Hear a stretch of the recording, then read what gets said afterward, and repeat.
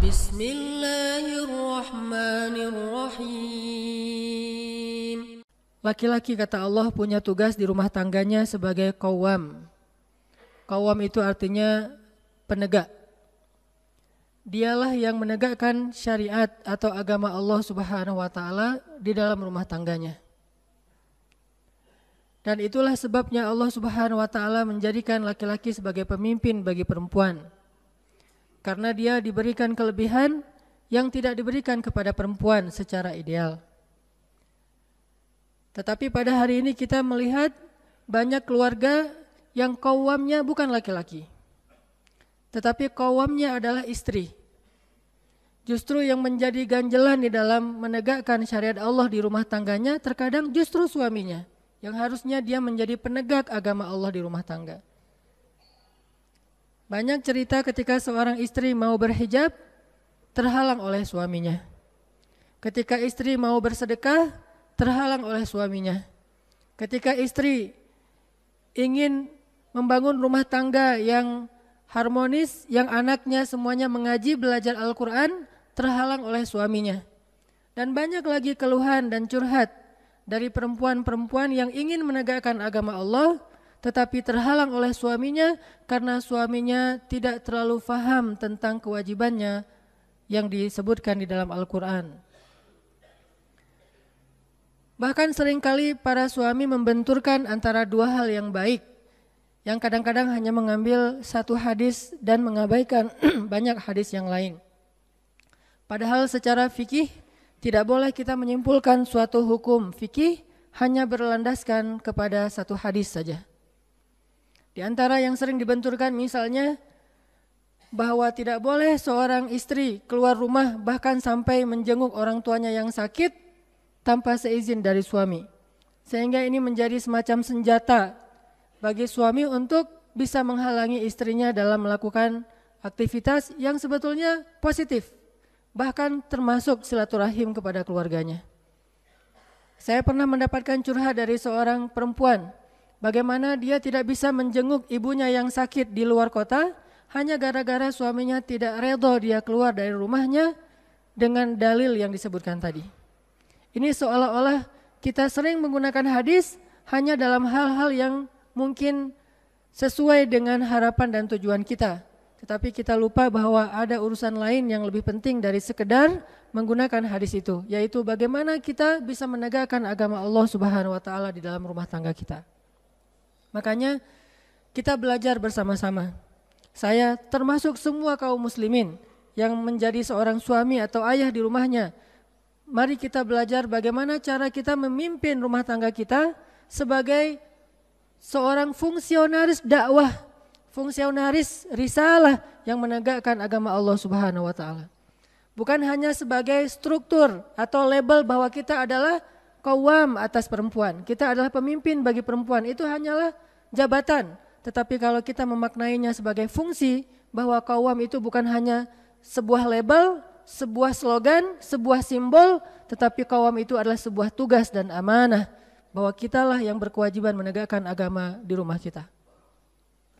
Berapa banyak laki-laki yang membangunkan istrinya untuk sholat subuh, apalagi sholat witir dan tahajud. Saya kira untuk realitas di zaman kita sekarang, lebih banyak perempuan yang membangunkan suami dan anak-anaknya untuk sholat subuh daripada laki-laki yang membangunkan istrinya untuk sholat subuh. Padahal kalau kita membaca sirah Nabi SAW, Nabi selalu melaksanakan sholat tahajud dan biasanya di akhir Nabi membangunkan Aisyah untuk melaksanakan sholat witir bersama. Artinya Nabi yang qawwam terhadap istrinya. Beliau yang membangunkan istrinya untuk sholat subuh. Bahkan hadisnya jika dia tidak bangun, maka percikan air secara lembut ke wajahnya supaya dia bisa membuka matanya dan kemudian melaksanakan sholat. Suaminya yang mengqawwam terhadap istrinya. Tetapi kenyataannya hari ini banyak sekali istri-istri yang justru harus bersusah payah qawwam mulai dari urusan yang wajib sampai urusan-urusan yang sepele dalam rumah tangga. Bahkan yang lebih memprihatinkan lagi, sampai banyak dari istri yang qawwam terhadap suaminya dalam urusan-urusan yang haram, yang harusnya suaminya sudah punya kesadaran sendiri tentang hal-hal seperti itu. Banyak percekcokan rumah tangga terjadi karena suami memiliki pekerjaan yang syubhat, atau bahkan yang jelas haramnya dan istrinya tidak redha. Lalu terjadilah percekcokan segala macam di antara suami dan istri. Harusnya suami dari awal sudah memahami bahwa ini sesuatu yang tidak dibolehkan dalam agama. Dialah yang harusnya mengajarkan istri tentang rezeki yang halal, bukan justru istrinya yang mengajarkan suami bahwa apa yang dia lakukan selama ini itu haram atau syubhat. Intinya jamaah yang dirahmati Allah, seorang laki-laki itu ditugaskan di dalam rumah tangga menjadi qawamun, pemimpin yang menegakkan agama Allah. Mulai dari urusan-urusan yang wajib dalam syariat, mulai dari urusan pribadi seperti hijabnya seorang perempuan. Suamilah yang memperhatikan istrinya ketika keluar rumah, apakah hijabnya sudah syar'i, apakah hijabnya sudah menutupi aurat secara baik, walaupun modelnya dibebaskan dalam agama, tidak ditentukan model dari hijab, hanya ditentukan batasan aurat dan nilai-nilai dari menutup aurat, diantaranya dengan longgar dan seterusnya. Apakah suami memperhatikan itu? Selain dia memperhatikan tentang istrinya cantik atau tidak, istrinya mungkin langsing atau gemuk dan seterusnya, harusnya dia memperhatikan juga tentang hijabnya istri, karena itu qawam terhadap syariat Allah. Suami memperhatikan dengan jeli, kadang mungkin istri memakai hijab agak nerawang sehingga suaminya mengatakan, "Mah, itu kayaknya kalau ada sinar matahari rambut mama kelihatan." Ini qawamun. Mah, parfumnya jangan kebanyakan, itu qawamun. Mah, dan seterusnya. Ini adalah bentuk qawam. Begitu juga kita kepada anak perempuan kita, gadis-gadis kita. Dia berangkat sekolah, dia pulang sekolah, belajar apa di sekolah, belajar ngaji, sudah bisa membaca Al-Quran atau belum, hafal surat-surat pilihan minimal. Begitu juga belajar agama, kalau kurang materinya di sekolah atau kuliah, ditambah di rumah atau dengan cara melakukan taklim-taklim yang sifatnya private.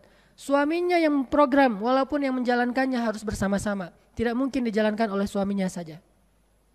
Tapi tanggung jawabnya ada pada diri seorang ayah atau suami, bukan pada istri atau seorang ibu. Makanya Rasulullah SAW bersabda, "Kullukum ra'in wa kullukum mas'ulun an ra'iyati." Semua kita ini adalah pemimpin, dan setiap pemimpin itu pasti akan dimintai pertanggungjawaban nanti di akhirat tentang apa yang dia pimpin.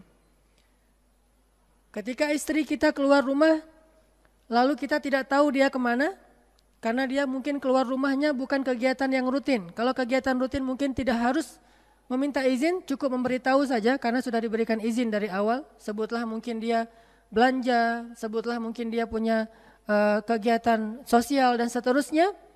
Tetapi ada kegiatan-kegiatan yang tidak rutin dilakukan oleh istrinya dan suaminya tidak tahu dengan siapa dia pergi. Lalu suaminya merasa bahwa itu hak privasinya seorang istri. Bagaimana akan qawam? Bahkan seorang suami merasa enggan dan tidak enak hati untuk melihat handphone istrinya. Bagaimana akan qawam? Kalau dulu mungkin perempuan keluar dari rumahnya adalah dengan melangkahkan kakinya, hari ini dia tidak perlu melangkahkan kakinya untuk keluar dari rumah. Dia cukup mengeluarkan sinyal handphonenya, dia bisa keluar dari rumah dengan cara memposting sesuatu yang kadang-kadang menjadi fitnah. Apakah suami bisa mengqawam itu? Mulai dari urusan pribadi sampai urusan berjamaah di dalam keluarga. Inilah tugas suami yang pertama yang Allah katakan, ar-rijalu qawwamuna 'alan nisa. Dan jangan biarkan istri dalam hal ini justru membina kita, istri justru menegakkan agama untuk kita di dalam rumah, istri justru yang menjadi penyemangat bagi kita dalam kebaikan-kebaikan di dalam rumah tangga. Ini sudah tidak seperti sunnatullah. Makanya Nabi bersabda dalam hadis Bukhari, tidak akan beruntung suatu kaum yang dipimpin oleh perempuan. Tidak akan beruntung suatu kaum yang dipimpin oleh perempuan.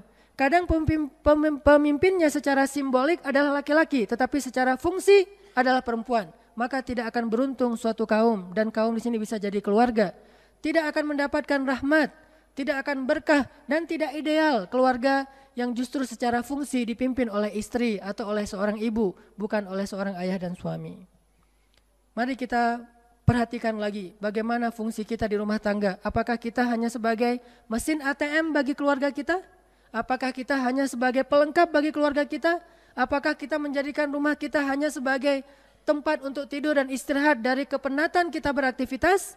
Ataukah kita menjadikan rumah tangga kita sebagai ladang dakwah? Kita menjadikan keluarga kita sebagai mad'u, sebagai orang-orang yang kita bina, sebagai mutarabbi kita. Mulai dari istri dan anak-anak kita, di mana kita menegakkan agama Allah semampu kita di rumah tangga kita. Fattaqullaha mastata'tum. bertakwa kepada Allah dengan segenap kemampuan kita.